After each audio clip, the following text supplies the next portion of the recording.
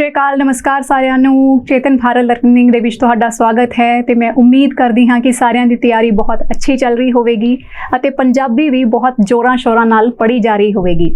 ਸਾਡੀ ਅੱਜ ਦੀ ਕਲਾਸ ਦੇ ਵਿੱਚ ਸਾਡਾ ਵਿਸ਼ਾ ਹੈ ਵਿਰੋਧੀ ਸ਼ਬਦ ਅਤੇ ਸਮਾਨਾਰਥਕ ਸ਼ਬਦ। ਸਭ ਤੋਂ ਪਹਿਲਾਂ ਤਾਂ ਵਿਰੋਧੀ ਸ਼ਬਦ ਹੁੰਦੇ ਕੀ ਨੇ? ਉਹ ਸ਼ਬਦ ਜਿਹੜੇ ਕਿ ਇੱਕ ਦੂਸਰੇ ਦੇ ਅਗੇਂਸਟ ਖੜੇ ਹੁੰਦੇ ਨੇ। ਜਿਸ ਤਰ੍ਹਾਂ ਲੜਾਈ ਦੇ ਮੈਦਾਨ ਦੇ ਵਿੱਚ, ਜੰਗ ਦੇ ਮੈਦਾਨ ਦੇ ਵਿੱਚ ਵਿਰੋਧੀ ਇੱਕ ਦੂਸਰੇ ਦੇ ਅਗੇਂਸਟ ਡਟ ਕੇ ਖੜੇ ਹੁੰਦੇ ਹਨ, ਇਹੀ ਹੁੰਦੇ ਨਾ ਵਿਰੋਧੀ ਸ਼ਬਦ। ਠੀਕ ਹੈ, ਮਤਲਬ ਜਿਨ੍ਹਾਂ ਦਾ ਅਰਥ ਇੱਕ ਦੂਸਰੇ ਤੋਂ ਬਿਲਕੁਲ ਉਲਟਾ ਹੋਵੇ। ਇਹਨਾਂ ਨੂੰ ਉਲਟ ਭਾਵੀ ਸ਼ਬਦ ਵੀ ਕਿਹਾ ਜਾਂਦਾ ਹੈ। ਜਿਸ ਤਰ੍ਹਾਂ ਦਿਨ ਦਾ ਹੋ ਗਿਆ ਰਾਤ, ਗੋਰਾ ਦਾ ਹੋ ਗਿਆ ਕਾਲਾ। ਠੀਕ ਹੈ, ਤਾਂ ਇੱਕ ਹੁੰਦੇ ਨੇ ਸਮਾਨਾਰਥਕ ਸ਼ਬਦ। ਸਮਾਨਾਰਥਕ ਸ਼ਬਦ ਜਿਨ੍ਹਾਂ ਦਾ ਅਰਥ ਬਿਲਕੁਲ ਸਮਾਨ ਹੋਵੇ, ਜਿਨ੍ਹਾਂ ਦਾ ਮਤਲਬ ਇੱਕੋ ਜਿਹਾ ਹੀ ਹੋਵੇ। ਜਿਸ ਤਰ੍ਹਾਂ ਦਿਨ ਨੂੰ ਅਸੀਂ ਦਿਵਸ ਵੀ ਕਹਿੰਦੇ ਹਾਂ। ਠੀਕ ਹੈ, ਤਾਂ MCQs ਦੇ ਰਾਹੀਂ ਅਸੀਂ ਇਹਨਾਂ ਦੀ ਪ੍ਰੈਕਟਿਸ ਕਰਨ ਲੱਗੇ ਹਾਂ। ਤਾਂ ਚਲੋ ਪਹਿਲਾਂ ਦੇਖ ਲੈਂਦੇ ਹਾਂ ਕਿ ਪ੍ਰਸ਼ਨ ਕੀ ਹੈ। ਸਭ ਤੋਂ ਪਹਿਲਾ ਪ੍ਰਸ਼ਨ ਹੈ ਸਾਡੇ ਕੋਲ, ਉਲਟਾ ਦਾ ਸਮਾਨਾਰਥਕ ਸ਼ਬਦ ਕੀ ਹੈ? ਉਲਟਾ, ਜਿਸ ਤਰ੍ਹਾਂ ਅਸੀਂ ਗਲਾਸ ਫੜਿਆ ਹੋਇਆ ਹੈ ਤਾਂ ਅਸੀਂ ਇਸ ਨੂੰ ਉਲਟਾ ਕਰ ਦਈਏ ਤਾਂ ਅਸੀਂ ਉਸ ਨੂੰ ਪੰਜਾਬੀ ਭਾਸ਼ਾ ਦੇ ਵਿੱਚ ਕੀ ਕਹਿੰਦੇ ਹਾਂ? ਆਮ ਭਾਸ਼ਾ ਦੇ ਵਿੱਚ ਕਿ ਗਲਾਸ ਮੁੱਦਾ ਕਰਕੇ ਰੱਖ ਦਿਓ। ਤਾਂ ਉਲਟਾ ਦਾ ਜੋ ਸਮਾਨਾਰਥਕ ਸ਼ਬਦ ਹੈ ਉਹ ਹੁੰਦਾ ਹੈ ਮੁੱਦਾ। ਪਹਿਲਾ ਹੈ ਸਿੱਧਾ, ਦੂਸਰਾ ਹੈ ਮੁੱਦਾ, ਤਾਂ ਇਹ ਸਾਡਾ ਆਨਸਰ ਬਣ ਜਾਏਗਾ। ਤੀਸਰਾ ਹੈ ਠੀਕ ਜਾਂ ਫਿਰ ਉਲਟੂ। ਨਹੀਂ, ਇਹਨਾਂ ਦੇ ਵਿੱਚੋਂ ਜੋ ਬੈਸਟ ਆਪਸ਼ਨ ਹੈ ਉਹ ਹੈ ਮੁੱਦਾ, ਤਾਂ ਸਾਡਾ ਆਨਸਰ ਆ ਜਾਂਦਾ ਹੈ B। ਤਾਂ ਅੱਗੇ ਚੱਲਦੇ ਹਾਂ। ਓੜਕ ਦਾ ਸਮਾਨਾਰਥਕ ਸ਼ਬਦ ਕੀ ਹੈ? ਦੇਖੋ, ਜੋ ਓੜਕ ਸ਼ਬਦ ਹੈ, ਓੜਕ ਸ਼ਬਦ ਦਾ ਅਰਥ ਹੁੰਦਾ ਹੈ ਅੰਤ। ਜਿਸ ਤਰ੍ਹਾਂ ਅਸੀਂ ਕਹਿੰਦੇ ਹਾਂ ਕਿ ਇਸ ਗੱਲ ਦਾ ਕੋਈ ਤੋੜ ਨਹੀਂ, ਇਸ ਨੂੰ ਖਤਮ ਨਹੀਂ ਕੀਤਾ ਜਾ ਸਕਦਾ। ਠੀਕ ਹੈ, ਉੱਥੇ ਅਸੀਂ ਓੜਕ ਸ਼ਬਦ ਦਾ ਵਰਤੋਂ ਕਰਦੇ ਹਾਂ। ਤਾਂ ਪਹਿਲੀ ਆਪਸ਼ਨ ਹੈ ਅੰਤ, ਪਹਿਲਾ, ਅਗਾਊ, ਆਰੰਭ। ਦੇਖੋ, ਜਿਹੜੇ ਇਹ ਤਿੰਨੇ ਸ਼ਬਦ ਨੇ ਇਹ ਤਾਂ ਇੱਕੋ ਜਿਹੇ ਹੀ, ਇਹਨਾਂ ਨੂੰ ਅਸੀਂ ਸਮਾਨਾਰਥਕ ਸ਼ਬਦ ਕਹਿ ਸਕਦੇ ਹਾਂ। ਓੜਕ ਦਾ ਜੋ ਸਮਾਨਾਰਥਕ ਸ਼ਬਦ ਹੈ ਇਹਨਾਂ ਦੇ ਵਿੱਚੋਂ ਉਹ ਹੈ ਸਾਡੇ ਕੋਲ ਅੰਤ। ਤਾਂ ਇਹ ਤੁਸੀਂ ਧਿਆਨ ਰੱਖਣਾ ਹੈ, ਥੋੜਾ ਜਿਹਾ ਅਲੱਗ ਦਾ ਸ਼ਬਦ ਹੈ, ਸ਼ਾਇਦ ਤੁਸੀਂ ਨਾ ਸੁਣਿਆ ਹੋਵੇ। ਤਾਂ ਇਸ ਦਾ ਆਨਸਰ ਆ ਜਾਂਦਾ ਹੈ ਸਾਡੇ ਕੋਲ A। ਉਸ ਤੋਂ ਬਾਅਦ ਹੈ ਉਮੰਗ ਦਾ ਸਮਾਨਾਰਥਕ ਸ਼ਬਦ। ਉਮੰਗ ਹੁੰਦੀ ਹੈ ਖੁਸ਼ੀ ਦੀ ਲਹਿਰ, ਮਨ ਦੇ ਵਿੱਚ ਜੋ ਉਤਸ਼ਾਹ ਹੁੰਦਾ ਹੈ, ਖੁਸ਼ੀ ਦੀ ਲਹਿਰ ਉੱਠਦੀ ਹੈ, ਉਸ ਨੂੰ ਅਸੀਂ ਕਹਿ ਦਿੰਦੇ ਹਾਂ ਉਮੰਗ। ਤਾਂ ਉਮੰਗ ਦਾ ਅਸੀਂ ਸਮਾਨਾਰਥਕ ਸ਼ਬਦ ਦੇਖਣਾ ਹੈ। ਪਹਿਲਾ ਆਪਸ਼ਨ ਹੈ ਨਿਰਾਸ਼ਾ। ਜਦੋਂ ਅਸੀਂ ਖੁਸ਼ ਹੋਵਾਂਗੇ, ਜਦੋਂ ਸਾਡੇ ਮਨ ਦੇ ਵਿੱਚ ਉਮੰਗ ਉੱਠੇਗੀ ਤਾਂ ਅਸੀਂ ਨਿਰਾਸ਼ ਕਿਉਂ ਹੋਵਾਂਗੇ? ਤਾਂ ਇਹ ਤਾਂ ਨਹੀਂ ਹੋ ਸਕਦਾ। ਦੂਸਰਾ ਹੈ ਦ੍ਰਿੜਤਾ।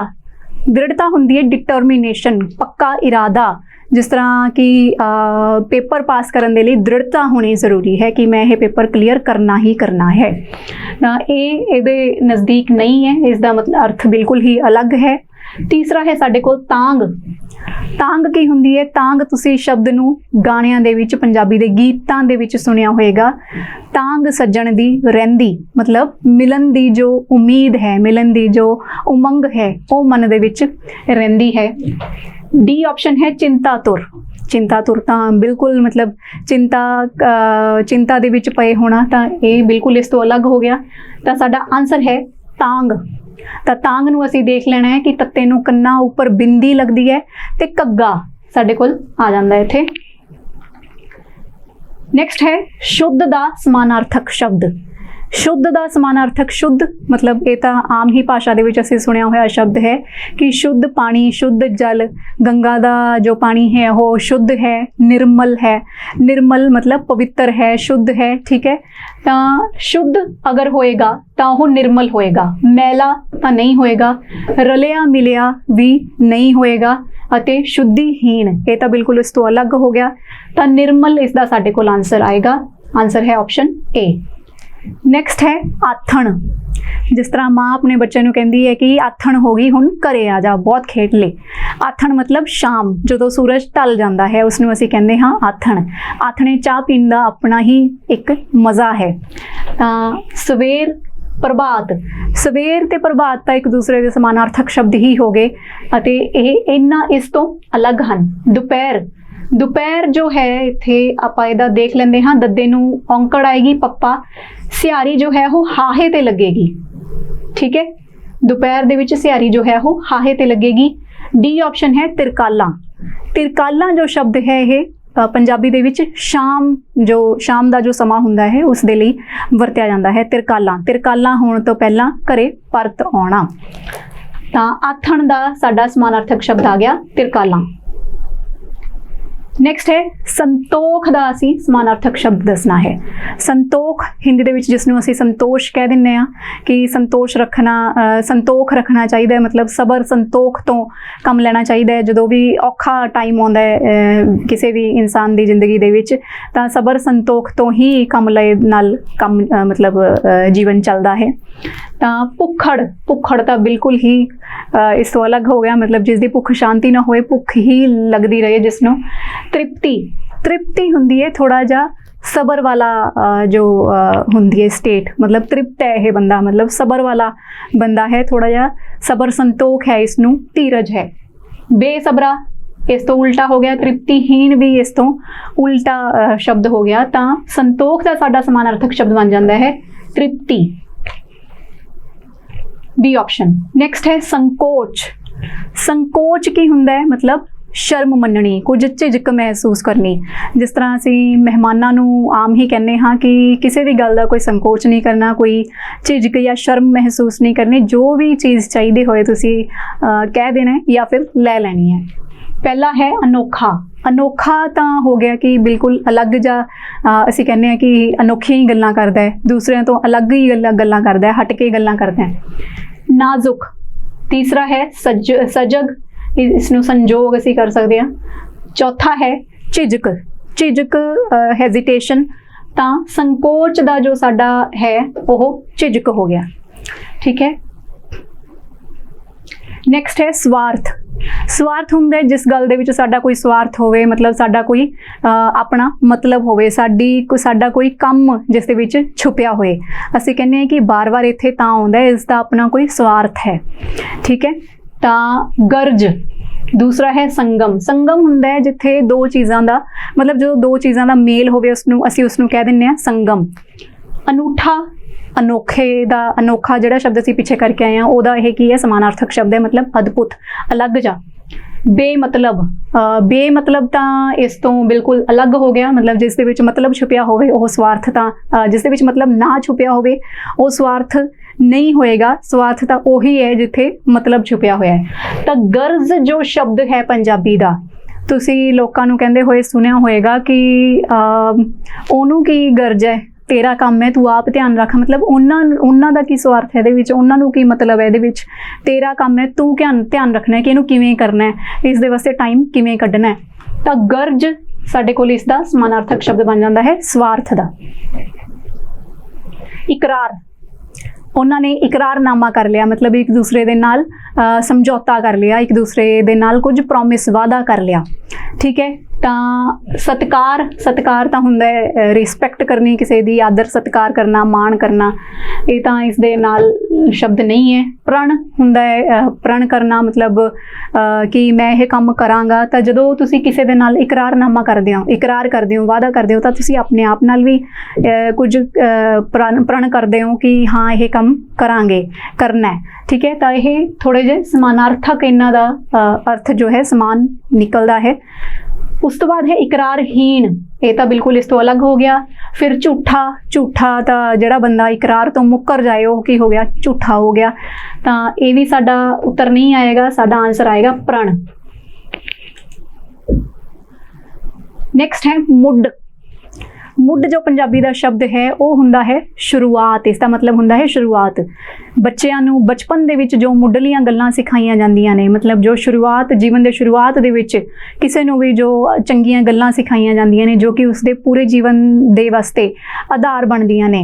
ਠੀਕ ਹੈ। ਉਹਨਾਂ ਨੂੰ ਅਸੀਂ ਕਹਿ ਦਿੰਦੇ ਹਾਂ ਮੁੱਢਲੀ ਸਿੱਖਿਆ, ਮੁੱਢਲੀਆਂ ਗੱਲਾਂ। ਠੀਕ ਹੈ। ਨੈਤਿਕ ਸਿੱਖਿਆ ਜੋ ਹੁੰਦੀ ਹੈ ਉਸ ਦੇ ਵਿੱਚ ਮੁੱਢਲੀਆਂ ਗੱਲਾਂ ਆ ਜਾਂਦੀਆਂ ਨੇ। ਮੁੱਢ ਮਤਲਬ ਸ਼ੁਰੂਆਤ। ਅਸੀਂ ਕਹਿੰਦੇ ਹਾਂ ਕਿ ਇਹ ਬੰਦਾ ਮੁੱਢ ਤੋਂ ਹੀ ਬਹੁਤ ਸ਼ਰੀਫ ਜਿਹਾ ਹੈ, ਮੁੱਢ ਤੋਂ ਹੀ ਬਹੁਤ ਚੰਗੇ ਸੁਭਾਅ ਦਾ ਹੈ, ਨਰਮ ਸੁਭਾਅ ਦਾ ਹੈ। ਤਾਂ ਮੁੱਢ ਦਾ ਸਮਾਨਾਰਥਕ ਹੁੰਦਾ ਹੈ ਪਹਿਲਾ ਹੀ ਆਪਸ਼ਨ ਹੈ ਸ਼ੁਰੂ। ਅੰਤ, ਅਖੀਰ। ਅੰਤ ਤੇ ਅਖੀਰ ਇੱਕ ਦੂਸਰੇ ਦੇ ਸਮਾਨਾਰਥਕ ਹੋ ਗਏ, ਮਤਲਬ ਬਿਲਕੁਲ ਐਂਡ ਤੇ। ਮੱਧ ਹੁੰਦਾ ਹੈ ਸੈਂਟਰ ਦੇ ਵਿੱਚ, ਮਿਡਲ। ਤਾਂ ਇਸ ਦਾ ਸਾਡਾ ਆਨਸਰ ਆਏਗਾ ਸ਼ੁਰੂ।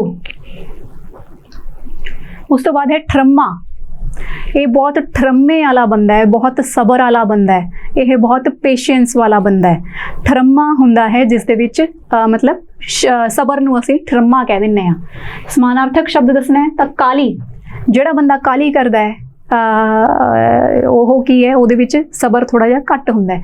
ਕਾਲੀ ਇਹ ਨਹੀਂ ਵੀ ਹਮੇਸ਼ਾ ਹੀ ਇਹ ਐਪਲੀਕੇਬਲ ਹੋਊਗਾ, ਕਈ ਵਾਰੀ ਕਾਲੀ ਕਰਨੀ ਵੀ ਥੋੜੀ ਜਿਹੀ ਜ਼ਰੂਰੀ ਹੁੰਦੀ ਹੈ।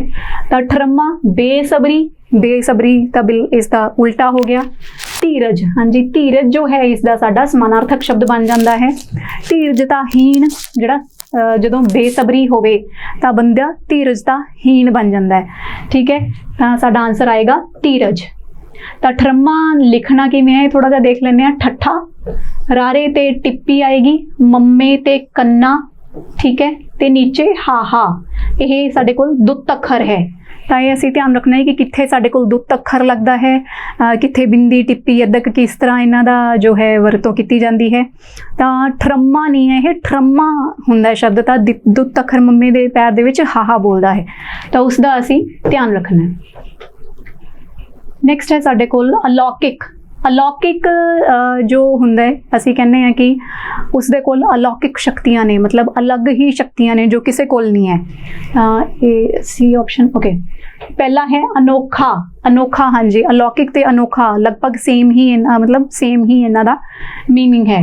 ਭੱਦਾ ਤਾਂ ਅਲੱਗ ਹੋ ਗਿਆ, ਗੰਦਾ, ਭੱਦਾ ਤੇ ਗੰਦਾ ਤਾਂ ਸੇਮ ਹੋ ਗਿਆ, ਆਮ ਅਲੱਗ ਹੋ ਗਿਆ। ਤਾਂ ਅਲੌਕਿਕ ਦਾ ਜੋ ਸਮਾਨਾਰਥਕ ਸ਼ਬਦ ਹੈ ਉਹ ਸਾਡਾ ਹੈ ਅਨੋਖਾ।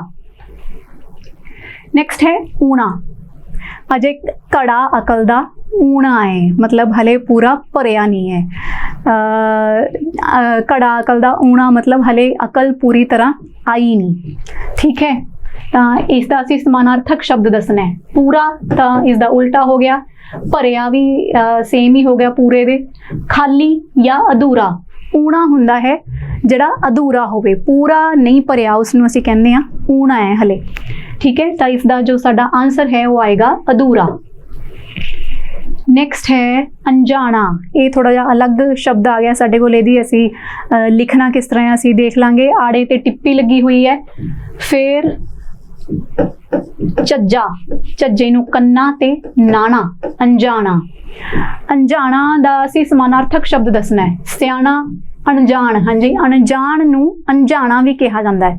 ਠੀਕ ਹੈ, ਤਾਂ ਇਹ ਅਸੀਂ ਧਿਆਨ ਦੇ ਵਿੱਚ ਰੱਖਣਾ ਹੈ। ਸਮਝਦਾਰ ਨਹੀਂ, ਅਣਜਾਣ ਜੋ ਸ਼ਬਦ ਹੈ ਪੰਜਾਬੀ ਦਾ ਇਹ ਅਣਜਾਣਾ ਦਾ ਸਮਾਨਾਰਥਕ ਹੈ। ਹੇਠ ਲਿਖੇ ਸ਼ਬਦਾਂ ਵਿੱਚੋਂ ਕਿਹੜਾ ਸਮਾਨਾਰਥਕ ਸ਼ਬਦ ਨਹੀਂ ਹੈ? ਹੁਣ ਇਹ ਅਸੀਂ ਧਿਆਨ ਰੱਖਣਾ ਹੈ ਕਿ ਚਾਰੇ ਸ਼ਬਦਾਂ ਦੇ ਵਿੱਚੋਂ ਜਿਹੜਾ ਸਮਾਨਾਰਥਕ ਸ਼ਬਦ ਨਹੀਂ ਹੈ ਉਸ ਨੂੰ ਅਸੀਂ, ਉਹ ਸਾਡਾ ਆਨਸਰ ਹੋਏਗਾ। ਉਪੱਦਰ, ਦੇਖੋ ਜਿਸ ਤਰ੍ਹਾਂ ਕਿ ਮੈਂ ਕੱਲ ਦੱਸਿਆ ਸੀ ਕਿ ਪੰਜਾਬੀ ਲੈਂਗੁਏਜ ਜੋ ਹੈ ਉਹ ਕਿੱਥੋਂ ਆਈ ਹੈ, ਸੰਸਕ੍ਰਿਤ ਤੋਂ ਆਈ ਹੈ। ਤਾਂ ਬਹੁਤ ਸਾਰੇ ਸ਼ਬਦ ਤੁਹਾਨੂੰ ਸੰਸਕ੍ਰਿਤ ਦੇ ਐਜ਼ ਇਟ ਇਜ਼ ਮਿਲ ਜਾਣਗੇ, ਹਿੰਦੀ ਦੇ ਮਿਲ ਜਾਣਗੇ।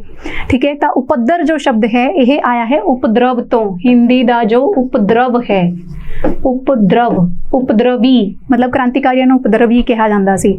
ਉਪਦਰਵ ਮਤਲਬ ਜੋ ਹੁੰਦਾ ਹੈ ਹੰਗਾਮਾ ਬਰਪਾਉਣਾ, ਹੱਲਾ ਮਚਾਉਣਾ।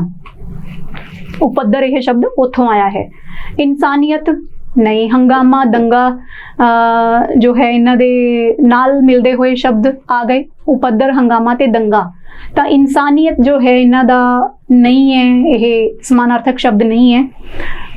ਤਾਂ ਅਨਫੋਰਚੂਨੇਟਲੀ ਕ੍ਰਾਂਤੀਕਾਰੀਆਂ ਵਾਸਤੇ ਇਹ ਗਲਤ ਜੇ ਸ਼ਬਦ ਵਰਤੇ ਜਾਂਦੇ ਰਹੇ ਨੇ। ਠੀਕ ਹੈ, ਤਾਂ ਇਸ ਗੱਲ ਦਾ ਅਸੀਂ ਧਿਆਨ ਰੱਖਣਾ ਹੈ। ਸਮਾਨਾਰਥਕ ਸ਼ਬਦ ਕਿਹੜਾ ਨਹੀਂ ਹੈ? ਇਨਸਾਨੀਅਤ ਇਹਨਾਂ ਦੇ ਵਿੱਚੋਂ ਅਲੱਗ ਸ਼ਬਦ ਹੈ। ਨੈਕਸਟ ਹੈ ਹੇਠ ਲਿਖੇ ਸ਼ਬਦਾਂ ਵਿੱਚੋਂ ਕਿਹੜਾ ਸਮਾਨਾਰਥਕ ਸ਼ਬਦ ਨਹੀਂ ਹੈ? ਇੱਥੇ ਵੀ ਅਸੀਂ ਅਲੱਗ ਸ਼ਬਦ ਦੱਸਣਾ ਹੈ। ਨਿਆਂ, ਨਿਆਂ ਤਾਂ ਸਾਨੂੰ ਪਤਾ ਹੀ ਹੈ ਕਿ ਜਸਟਿਸ, ਕਹਿਰ, ਜ਼ੁਲਮ, ਜਬਰ। ਦੇਖੋ ਕਹਿਰ ਹੁੰਦਾ ਹੈ ਮਤਲਬ ਕਿਸੇ ਤੇ ਬਹੁਤ ਜ਼ਿਆਦਾ ਕਹਿਰ ਬਰਪਾਉਣਾ, ਬਹੁਤ ਜ਼ਿਆਦਾ ਜ਼ੁਲਮ ਕਰਨਾ, ਬਹੁਤ ਜ਼ਿਆਦਾ ਅਨਿਆਏ ਕਰਨਾ। ਜ਼ੁਲਮ, ਕਹਿਰ ਤੇ ਜ਼ੁਲਮ ਸੇਮ ਹਨ। ਉਸ ਤੋਂ ਬਾਅਦ ਆ ਗਿਆ ਸਾਡੇ ਕੋਲ ਜਬਰ। ਜਬਰ ਵੀ ਕੀ ਹੁੰਦਾ ਹੈ? ਸ਼੍ਰੀ ਗੁਰੂ ਨਾਨਕ ਦੇਵ ਜੀ ਨੇ ਬਾਬਰ ਨੂੰ ਜਾਬਰ ਕਹਿ ਕੇ ਪੁਕਾਰਿਆ ਸੀ। ਜਾਬਰ ਮਤਲਬ ਬਹੁਤ ਜ਼ੁਲਮੀ ਵਿਅਕਤੀ, ਬਹੁਤ ਅਤਿਆਚਾਰੀ ਇਨਸਾਨ। ਤਾਂ ਉੱਥੋਂ ਤੁਸੀਂ ਇਹ ਯਾਦ ਰੱਖਣਾ ਹੈ, ਜਬਰ ਹੁੰਦਾ ਹੈ ਬਹੁਤ ਜ਼ਿਆਦਾ ਜ਼ੁਲਮ ਕਰਨਾ, ਬਹੁਤ ਜ਼ਿਆਦਾ ਜ਼ੁਲਮ। ਠੀਕ ਹੈ, ਤਾਂ ਇਹ ਤਿੰਨੇ ਸ਼ਬਦ ਜੋ ਨੇ ਇਹ ਸਮਾਨਾਰਥਕ ਸ਼ਬਦ ਹੋ ਗਏ। ਕਿਹੜਾ ਸਮਾਨਾਰਥਕ ਸ਼ਬਦ ਨਹੀਂ ਹੈ ਇਹਨਾਂ ਦੇ ਵਿੱਚੋਂ? ਨਿਆਂ। ਠੀਕ ਹੈ, ਤਾਂ ਆਨਸਰ ਹੈ ਏ। ਹੇਠ ਲਿਖੇ ਸ਼ਬਦਾਂ ਦੇ ਵਿੱਚੋਂ ਕਿਹੜਾ ਸਮਾਨਾਰਥਕ ਸ਼ਬਦ ਨਹੀਂ ਹੈ? ਇੱਥੇ ਵੀ ਅਸੀਂ ਨਹੀਂ ਹੀ ਦੱਸਣਾ ਹੈ। ਤੁੱਛ, तुच्छ ਦਾ ਹੁੰਦਾ ਹੈ मतलब बहुत ही ਮਾਮੂਲੀ ਜਾਂ ਜੋ मतलब ਜਿਸ ਦੀ ਕੋਈ ਹਸਤੀ ਨਾ ਹੋਵੇ। ਤੁੱਛ ਅਸੀਂ ਭਗਵਾਨ ਦੇ ਸਾਹਮਣੇ ਕਹਿ ਦਿੰਦੇ ਹਾਂ ਕਿ ਮੈਂ ਤਾਂ ਬਹੁਤ ਤੁੱਛ ਜਾਂ ਇਨਸਾਨ ਹਾਂ। ਕਹਿਰ ਅਸੀਂ ਹੁਣੇ ਕਰਕੇ ਆਏ ਹਾਂ। ਨਾਚੀਜ਼ ਵੀ ਤੁੱਛ ਨੂੰ ਹੀ ਕਿਹਾ ਜਾਂਦਾ ਹੈ। ਠੀਕ ਹੈ, ਆਮ ਅਸੀਂ ਸੁਣਿਆ ਹੋਏਗਾ ਕਿ मतलब इस नाचीज़ तो ये तोहफा स्वीकार करो। नाचीज़ मतलब जिसकी कोई हस्ती नहीं है, जो तुच्छ इंसान है। हल्का, हुण हल्का इक्को शब्द का अर्थ हमेशा इक्को जिहा नहीं हुंदा। हल्का दा असी वेट तो नहीं लेना इत्थे कि भारी या हल्का मतलब क्वालिटी दे विच हल्का जिस मतलब जो तुच्छ है। तां नाचीज़, हल्का अते तुच्छ ये हो गए साडे समानार्थक शब्द। तो किहड़ा शब्द बच गया, वो है कहर जो है इन्हां तो अलग है, तो कहर साडा आंसर बन जाता है। अगला देख लेंदे हां। हेठ लिखे शब्दों विचों किहड़ा समानार्थक शब्द नहीं है। चलो जी देखते हैं किहड़ा नहीं है। आवारा मतलब इदां ही बस गलियां दे विच घूमदे रहना। आवारा जिस तरह असीं कहने कि आवारा पशुआं नूं मतलब कि हटाउणा चाहिदा है। आवारा पशुआं नूं किते मतलब रखना चाहिदा है। उन्हां नूं इस तरह ही गलियां मुहल्लियां दे विच घूमण नहीं देना चाहिदा, जो कि उन्हां दे लई भी अते लोकां दे लई भी गलत हो सकदा है। आवारा मतलब बिना के मतलब इदां ही बस घूमदे फिरदे रहना बिना किसी काम तो। कामा जो काम करन वाले व्यक्ति नूं कामा कहा जाता है। नकारा जो किसी काम का ना होवे, नकारा जे फिरदे रहना बस ये तो बंदा नकारा है, असीं कहने कोई काम इहने करना नहीं। सखना हुंदा है खाली। तां देखिए हुण आपां किहड़ा समानार्थक शब्द नहीं दसना है असीं। आवारा जो जिसदे कोल कोई काम नहीं है, नकारा जिसदे कोल कोई काम नहीं है, सखना जो खाली है। तां सखना देखो इन्ना तो मतलब इसे मीनिंग दे विच यह शब्द नहीं वरत्या जा सकता। ठीक है, लेकिन ऑलमोस्ट जे असीं देखिए तो इसका मीनिंग सेम जिहा ही पहुँच जाता है। सखना मतलब खाली जो किसी काम का नहीं है। तो यह तिन्ने साडे कोल सेम जे आ गए। तो कामा जो काम करने वाला व्यक्ति है, जो किसी काम का है, तो वह आ जाता है साडे कोल। इन्हां दे विचों साडी ऑप्शन बन जाएगा, आंसर बन जाएगा बी। हेठ लिखे शब्दों विचों किहड़ा समानार्थक शब्द नहीं है। पहला है जाहर। यह जज्जे दे पैर दे विच इत्थे बिंदी लगेगी। मतलब जिहड़ी नवीन टोली दा शब्द इत्थे अखर इत्थे वरत्या जाएगा, ज इत्थे वरत्या जाएगा। जाहर हुंदा है कि असीं कहने हैं कि ये गल मैं जाहर नहीं होण दित्ती, ये मैं सामने नहीं आउण दित्ती, प्रकट नहीं होण दित्ती, मतलब मैं लुको के रखी ये गल। साखियात, ये भी देखो जो शब्द है ये हिंदी दा साक्षात शब्द जो हुंदा है, साक्षात उत्थों आया है साखियात। ठीक है, तो साखियात मतलब सामने जो स्पष्ट है। ठीक है, तो जाहर ते साखियात ये सेम शब्द हो गए। हुण ओले, रब तो कादा ओला। ओला मतलब लुको। ओला मतलब मतलब किसी तो पर्दा। ठीक है, तो इन्ना तो यह बिल्कुल अलग हो गया शब्द ओला। प्रगट जो सामने है, जो सामने दिखाई दे गया वो प्रगट है। ठीक है, तो किहड़ा समानार्थक शब्द नहीं है, वो है साडे कोल जाहर, साखियात, प्रगट। ये तिन्ने सेम ने। तो ओले साडे कोल की है, इसका आंसर बन जाएगा ओले। हेठ लिखे शब्दों विचों किहड़ा समानार्थक शब्द नहीं है, अगेन नहीं है। तो पुल मतलब गलती होना, मतलब दिमाग दे विचों निकल जाना, या फिर भुलना या फिर भुल हो जानी। ये दो मीनिंग ने, मतलब या तो दिमाग दे विचों निकल गया, उन्होंने असीं कह देने कि मैं भुल गई, या फिर गलती हो गई तो मतलब मेरे तो भुल हो गई। ठीक है, तो कोताही भी की हुंदी है, गलती होना। ठीक है, या इसनूं कोताही भी कहा जाता है। ये दो तरह दे नाल शब्द लिखा जा सकता है, दोनों ही सही हैं, कोताही अते कोताही। गलती कोताही भुल ये तिन्ने सेम हो गए। सुधार इन्हां दा उल्टा हो गया। तो सुधार साडा इहदे विच समानार्थक शब्द नहीं है, तो साडा ऑप्शन बन जाएगा डी। नेक्स्ट देख लेंदे हां। हेठ लिखे शब्दों विचों किहड़ा समानार्थक शब्द नहीं है। खुमारी, तो चढ़ी रहिंदी नानक नाम दी, मतलब जिस तरह ये नाम दी खुमारी मतलब चढ़ी रहे दिन रात। नाम खुमारी नानका चढ़ी रहे दिन रात। खुमारी मतलब नशा, मतलब रब दे नाम दा, जो परमात्मा दे नाम दी जो खुमारी है, जो नशा है, वो मस्ती जो है वो हमेशा चढ़ी रहती है मन नूं। ठीक है, तो खुमारी। सरूर भी यही हुंदा है, नशा। सूफी इन्हां तो अलग हो गया। उन्माद, उन्माद शब्द तुसी याद रखना है, ये भी की हुंदा है नशा या सरूर या मस्ती। ਤਾਂ ਇਹ ਤਿੰਨੇ ਕੀ ਹੋ ਗਏ, ਸਮਾਨਾਰਥਕ ਹੋ ਗਏ। ਸਾਡਾ ਆਨਸਰ ਬਣ ਗਿਆ ਇਹਦੇ ਵਿੱਚ ਸੂਫੀ।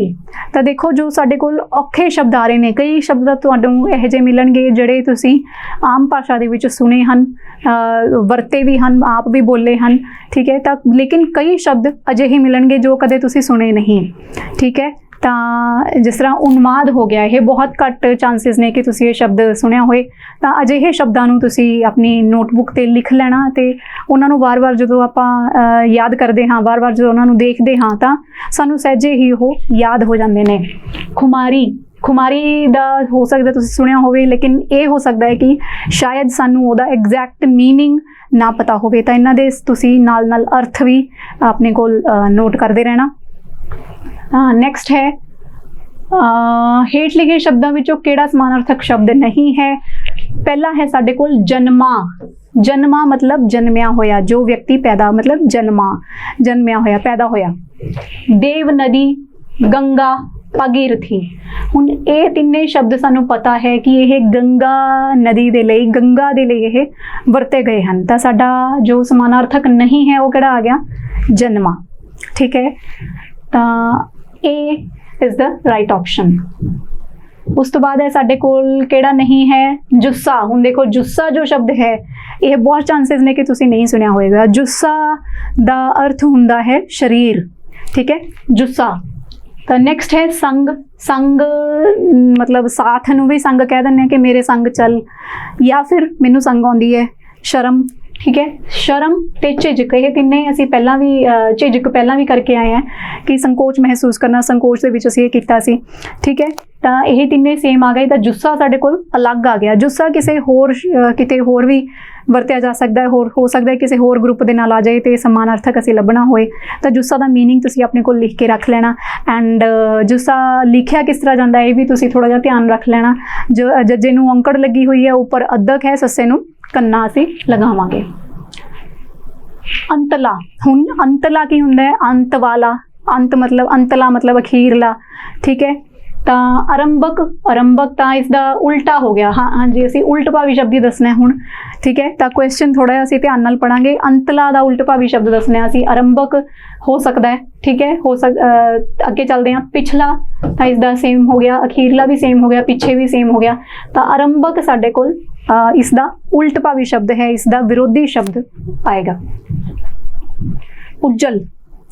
ਹੁਣ ਉज्जवल तो यह शब्द आया है, आया नया। उजाला तो तुसी याद रखना है। उज्जल मतलब जो बहुत चमकदार, ठीक है, जो मतलब बहुत साफ होवे, बिल्कुल साफ, बिना किसी दाग दे रहित, लिशका मारदा होए, साफ। अच्छा इसे विरोधी शब्द दसना है। हुण साफ तो इहदा समानार्थक हो गया। सफेद भी समानार्थक जा हो गया। मैला या चमकीला, चमकीला भी समानार्थक हो गया। तो साडे कोल आंसर आएगा जी मैला। जो मैला नहीं है वो उज्जल, जो मैला है वो उज्जल नहीं हो सकता, ठीक है। तो ऑप्शन बन जाती है साडी सी।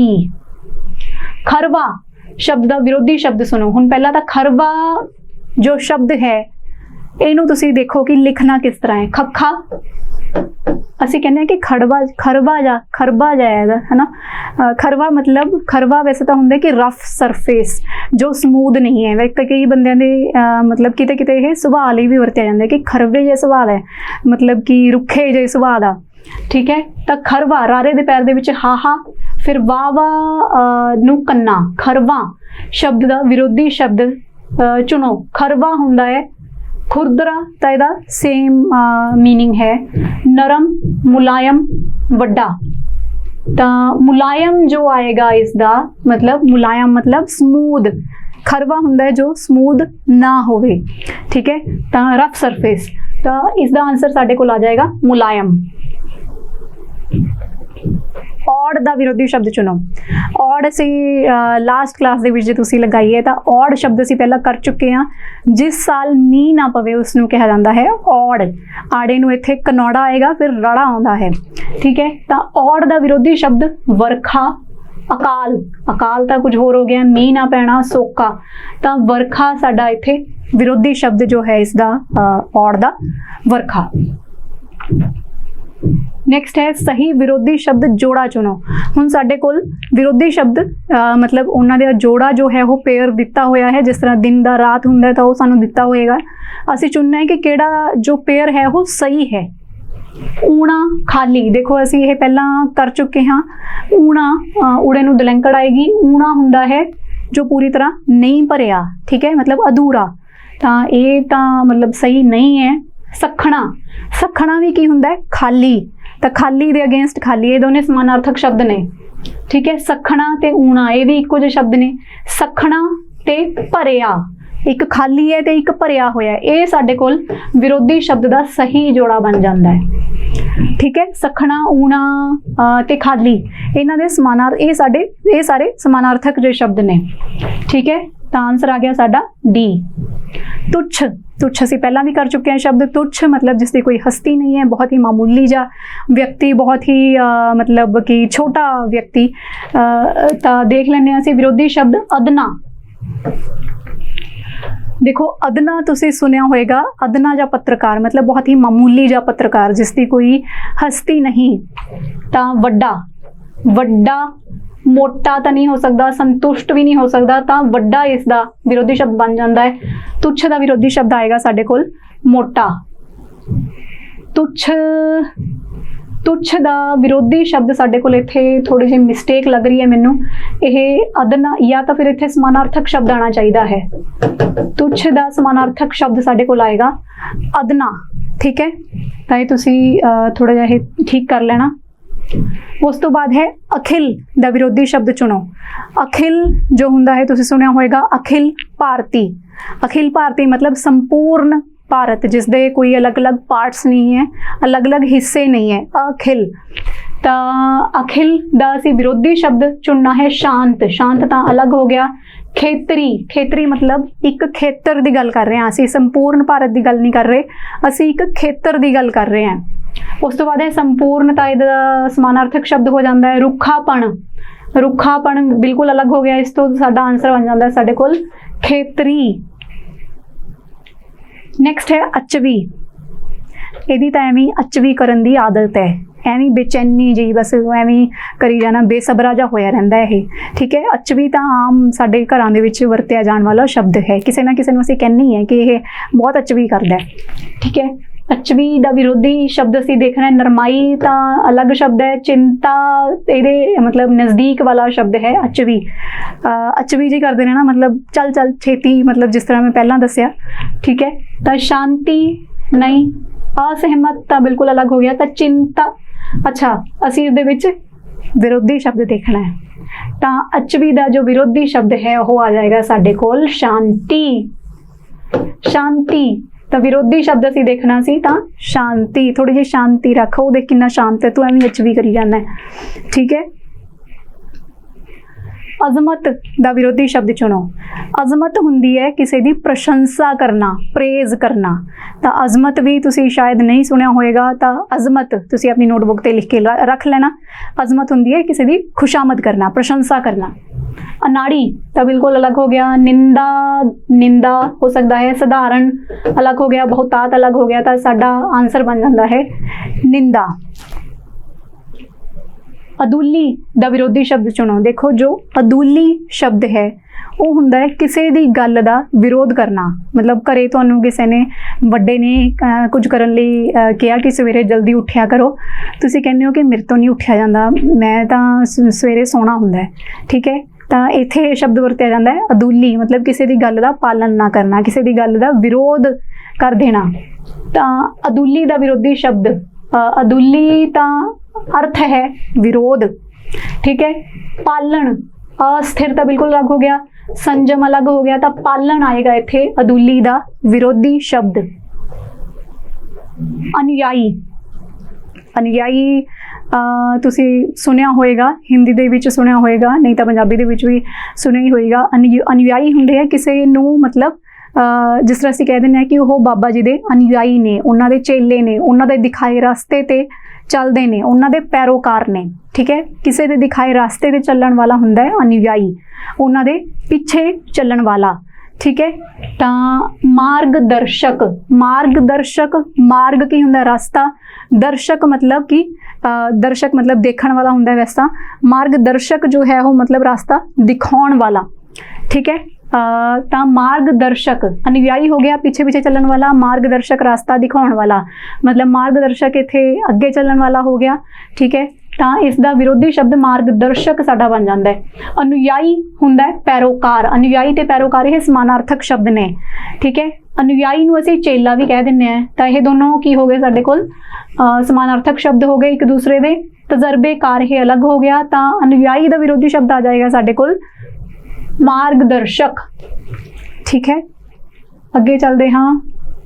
अपवाद, अपवाद हुंदी है एक्सैप्शन, जिस तरह असी साइंस दे विच ये ज़्यादा वरत्या जाता है शब्द इंग्लिश दे विच कि बाकी सब तो मतलब सेम ही, मतलब बाकी जिस तरह असी कहिए कि सारे जानवर सीधे चलते हैं, जिहड़ा गधा है वो उल्टा चलता है, गधा इत्थे अपवाद है, मतलब जो नियम है उस तो हट के जे कोई गल हुंदी है तो असीं कहने कि यह अपवाद है, यह एक्सैप्शन है, ठीक है।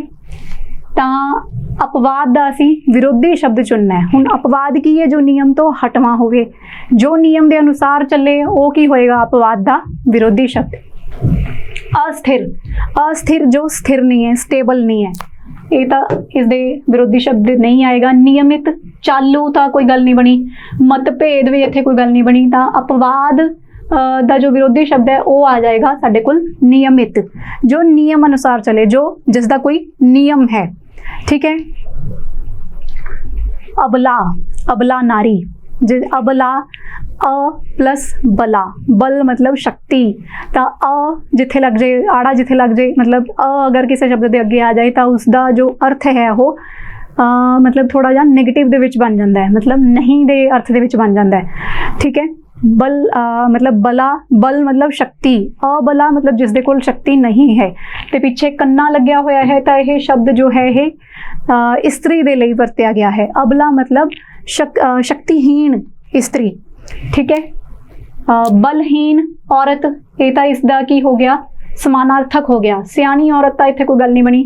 शक्तिशाली औरत या चलाक औरत, चलाक औरत कोई गल नहीं बनी। शक्तिशाली औरत जो है अबला दा विरोधी शब्द होएगा, मतलब अबला नारी असीं कहने हैं, तो दूसरे पासे असीं कहने हैं कि नारी बहुत शक्तिशाली है, तो सी आंसर इसका आ जाएगा साडा।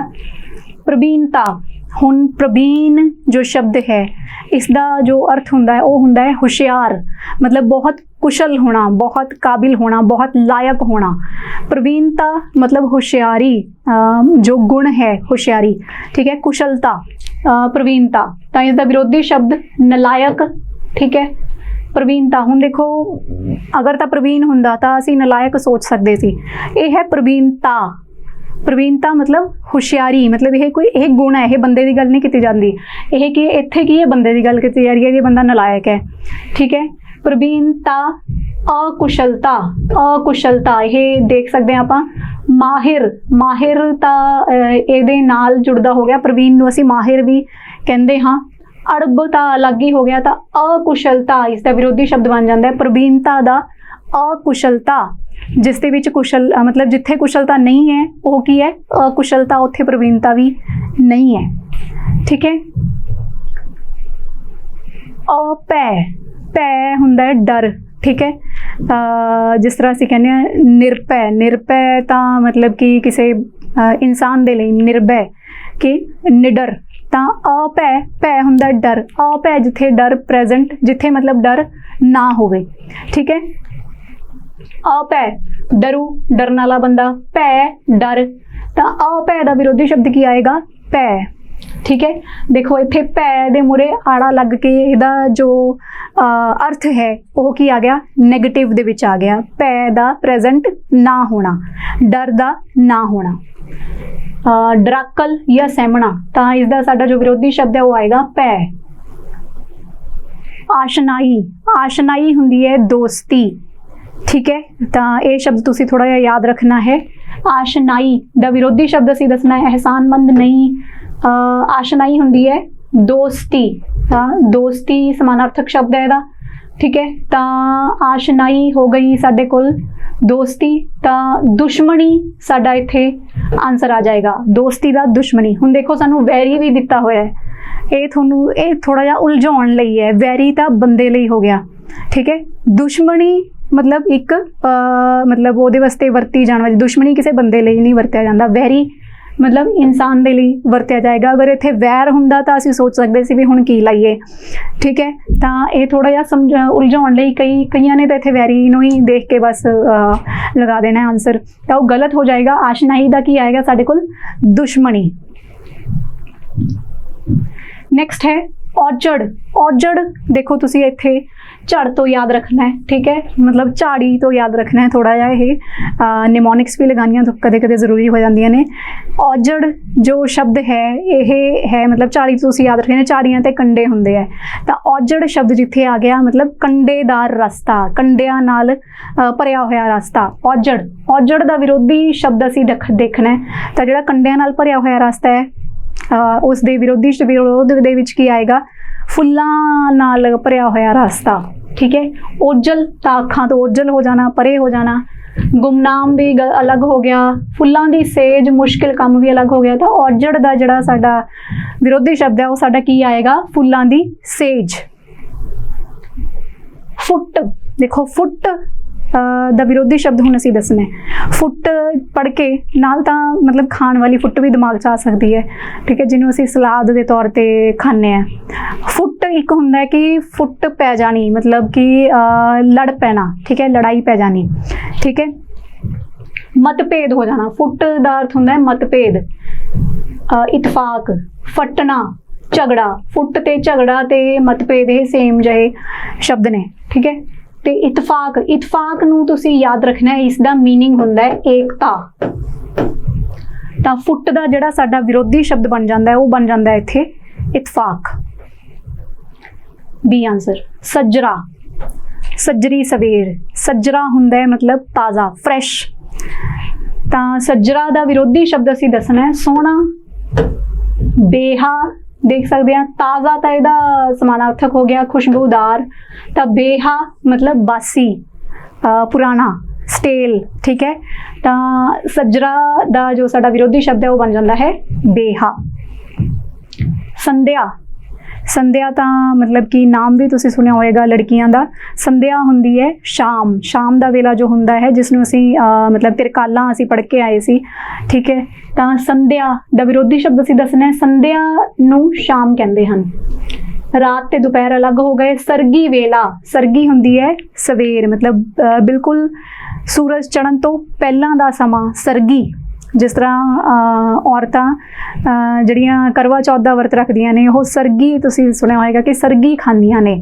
ਉਹ ਅਸਲ ਸਰਗੀ ਨਹੀਂ ਖਾਂਦੀਆਂ, ਉਹ ਸਰਗੀ ਵੇਲੇ ਦਾ ਜਿਹੜਾ ਭੋਜਨ ਹੁੰਦਾ ਉਹ ਖਾਂਦੀਆਂ ਨੇ, ਠੀਕ ਹੈ। ਸਰਗੀ ਹੁੰਦਾ ਸੂਰਜ ਚੜ੍ਹਨ ਤੋਂ ਜਸਟ ਪਹਿਲਾਂ ਦਾ ਸਮਾਂ, ਤੇ ਸੂਰਜ ਦੇ ਛਿਪਣ ਤੋਂ ਜਸਟ ਬਾਅਦ ਦਾ ਸਮਾਂ ਅਸੀਂ ਕੀ ਕਹਿੰਦੇ ਹਾਂ? ਸੰਧਿਆ ਵੇਲਾ ਹੋ ਗਿਆ, ਸੰਧਿਆ, ਠੀਕ। ਤਾਂ ਆਨਸਰ ਆ ਜਾਂਦਾ ਸਾਡਾ ਬੀ। ਹਸ਼ਰ। ਹਸ਼ਰ ਪੜ੍ਹ ਕੇ ਇੱਕ ਮੂਵੀ ਦਾ ਨਾਮ ਤੁਹਾਡੇ ਦਿਮਾਗ ਦੇ ਵਿੱਚ ਆਇਆ ਹੋਏਗਾ। ਤਾਂ ਹਸ਼ਰ ਦਾ ਜੋ ਮੀਨਿੰਗ ਹੈ ਉਹ ਹੁੰਦਾ ਹੈ ਨਤੀਜਾ। ਤਾਂ ਹਸ਼ਰ, ਇਸ ਦਾ ਕੀ ਹਸ਼ਰ ਹੋਏਗਾ? ਇਸ ਦਾ ਕੀ ਅੰਜਾਮ ਹੋਏਗਾ? ਹਸ਼ਰ ਦਾ ਹੁਣ ਅਸੀਂ ਵਿਰੋਧੀ ਸ਼ਬਦ ਦੱਸਣਾ ਹੈ। ਅੰਜਾਮ, ਨਤੀਜਾ, ਸੰਪੂਰਨ ਤਾਂ ਮਤਲਬ ਕੰਪਲੀਟ ਹੋ ਗਿਆ। ਇਸ ਦੇ ਮਤਲਬ ਥੋੜਾ ਜਿਹਾ ਇਹਨਾਂ ਦੇ ਵਰਗਾ ਸ਼ਬਦ ਕਹਿ ਸਕਦੇ ਹਾਂ ਅਸੀਂ। ਮੁੱਢ ਹੁੰਦਾ ਹੈ ਸ਼ੁਰੂਆਤ, ਅਸੀਂ ਪੜ੍ਹ ਕੇ ਆਏ ਹਾਂ। ਤਾਂ ਹਸ਼ਰ ਦਾ ਜਿਹੜਾ ਵਿਰੋਧੀ ਸ਼ਬਦ ਬਣ ਜਾਂਦਾ ਹੈ ਸਾਡਾ ਉਹ ਹੁੰਦਾ ਹੈ ਮੁੱਢ। ਕੁਰਕੀ। ਮੈਂ ਬੱਚੇ ਨੂੰ ਕੁਰਕੀ ਦਿੱਤੀ ਤਾਂ ਉਹ ਟਿਕ ਕੇ ਬੈਠਿਆ ਹੈ, ਨਹੀਂ ਤਾਂ ਐਵੇਂ ਬਸ ਸ਼ਰਾਰਤਾਂ ਹੀ ਕਰੀ ਜਾਂਦਾ ਸੀ। ਕੁਰਕੀ ਹੁੰਦਾ ਮਤਲਬ ਥੋੜਾ ਜਿਹਾ ਘੂਰਨਾ, ਥੋੜਾ ਜਿਹਾ ਮਤਲਬ ਕਿ ਗੁੱਸੇ ਦੇ ਵਿੱਚ ਕੁਝ ਕਹਿ ਦੇਣਾ, ਠੀਕ ਹੈ, ਥੋੜਾ ਜਿਹਾ ਬਿਲਕੁਲ। ਤਾਂ ਕੁਰਕੀ ਦਾ ਵਿਰੋਧੀ ਸ਼ਬਦ ਅਸੀਂ ਦੱਸਣਾ ਹੈ ਘੂਰਨਾ, ਗੁੱਸੇਖੋਰ। ਲਾਡ। ਬੱਚਿਆਂ ਨੂੰ ਲਾਡ ਜਦ ਆਪਾਂ ਕਰਦੇ ਹਾਂ, ਪਿਆਰ ਕਰਦੇ ਹਾਂ, ਤੇ ਦੂਸਰਾ ਉਹਨਾਂ ਨੂੰ ਕੁਰਕੀ ਦਿੰਦੇ ਹਾਂ, ਠੀਕ ਹੈ। ਤਾਂ ਇਹ ਮਤਲਬ ਇੱਕ ਦੂਸਰੇ ਦੇ ਵਿਰੋਧੀ ਨੇ। ਕੁਰਕੀ ਦਾ ਵਿਰੋਧੀ ਸ਼ਬਦ ਆਏਗਾ ਸਾਡੇ ਕੋਲ ਲਾਡ। ਉੱਗਾ। ਉਹ ਬਹੁਤ ਉੱਗੇ ਨੇਤਾ ਹਨ, ਬਹੁਤ ਉੱਗਾ ਪੱਤਰਕਾਰ ਹੈ। ਉੱਗਾ ਮਤਲਬ ਬਹੁਤ ਹੀ ਪਹੁੰਚਿਆ ਹੋਇਆ, ਬਹੁਤ ਖਾਸ, ਬਹੁਤ ਮੇਨ। ਤਾਂ ਉੱਗਾ ਮਤਲਬ ਪ੍ਰਸਿੱਧ ਇਸ ਦਾ ਮੀਨਿੰਗ ਹੈ। ਗੁਮਨਾਮ मशहूर भी यही है उगा, ये समानार्थक शब्द हो गया, ਇਹਦਾ उचित ਤਾਂ अलग हो गया। तो गुमनाम इसका साडा विरोधी शब्द बन जाता है, उगा दा गुमनाम मतलब जिसकी कोई पहचान नहीं है, जिसका नाम गुम है, गुमनाम। श्रेष्ठ, श्रेष्ठ हुंदा है उत्तम, द बेस्ट, सब तो वधिया। ਇਹ ਸਾਰਿਆਂ ਦੇ ਵਿੱਚੋਂ ਇਹ ਜੋ ਬੱਚਾ ਹੈ, ਬੱਚੇ ਦੀ ਤਾਂ ਚਲੋ ਆਪਾਂ ਕੀ ਗੱਲ ਕਰਨੀ ਹੈ, ਕੁਝ ਵੀ मतलब ਇਹ ਸਾਰਿਆਂ ਤੋਂ श्रेष्ठ है। ਤਾਂ श्रेष्ठ ਦਾ ਵਿਰੋਧੀ ਸ਼ਬਦ ਅਸੀਂ ਦੇਖਣਾ ਹੈ। ਵਧੀਆ ਤਾਂ ਇਹਦੇ ਵਰਗਾ ਹੀ ਹੋ ਗਿਆ, ਨਖਿੱਧ, ਘਟੀਆ, उत्तम। देखो उत्तम ते वधिया तो ये वर्गे शब्द हो गए, ठीक है। घटिया, हुण घटिया देखो श्रेष्ठ थोड़ा जा मतलब वधिया जे वाला शब्द है, हुण इहदे अगेंस्ट असीं घटिया नहीं रख सकते। जे सानू वधिया कहा जांदा तां असीं वधिया दे अगेंस्ट घटिया रख दिंदे। हुण इहदे वर्गा ही शब्द सानू लभना पएगा। नखिद्ध, नखिद्ध हुंदा बहुत ही घटिया, सारियां तो घटिया, ठीक है। श्रेष्ठ हुंदा सारियां तो वधिया, नखिद्ध हुंदा सारियां तो घटिया। तुसीं सुनिया होएगा कि नेता जी ने या प्रधानमंत्री जी ने इस गल की निखेधी की। निखेधी मतलब इसनू मतलब इस गल की निखेधी की मतलब इसका विरोध किया, इसनू मतलब कि बिल्कुल ही घटिया जो भी सीगा मतलब इनू दसिया। तो नखिद्ध इसका साडे कोल आंसर आएगा, श्रेष्ठ का विरोधी शब्द। उमा, उमा हुंदी है उमंग, तो यह शब्द तुसी अपने कोल जरूर लिख लेने ने। उमा हुंदी है उमंग, उमा दा हुण असीं विरोधी शब्द देखना है। उमंग तो इहदे वर्गा ही हो गया। पर्व भी की हुंदा साडे कोल, उमंग दा ही उमंग, जो पर्व आउंदा तां असीं उमंग नाल ही भरपूर हुंदे आ। पर्व हुंदा है त्योहार, उदास या त्योहार, तां उदास साडा इहदा विरोधी शब्द बन जांदा है। नैक्सट है ऊषण, ऊषण हुंदा है गरम, ठीक है। तत्ता, तत्ता, हाँ तत्ता इहदा की है समानार्थक। ठंडक, गरम इहदा समानार्थक। ऊना तो अलग हो गया, ठंडक आएगा, ऊषण का आएगा ठंडक, ठीक है। था, इसका कोई था टिकाना नहीं, इसका पता ही नहीं लगता कित्थे जांदा है। था हुंदा है मतलब कोई टिकाना, मतलब जिसका पता होए कि हाँ वो इत्थे होएगा, ठीक है। तो इसका देखते हैं, था टिकाना तो इसके वर्गा ही हो गया। डूंघाई, असगा, थां। असगा जो शब्द है वो हुंदा है जिसका कोई थां टिकाना ना होवे, जिसका कुछ ना पता चले, ठीक है। जिसका ना कोई मतलब बस ये समझो कि जिसका कोई थां टिकाना ना होवे वो हुंदी है असगा, राइट। तो था दा जिहड़ा विरोधी शब्द है वो साडे कोल आ गया असगा। अहम, अहम तो पता ही होएगा सारिआं नूं, अहम हुंदा है खास। तो मेन जिसनूं असीं कह दिंदे आ, खास, विशेष, महान। तो विरोधी शब्द आ गया साडे कोल आम, अहम दा आम।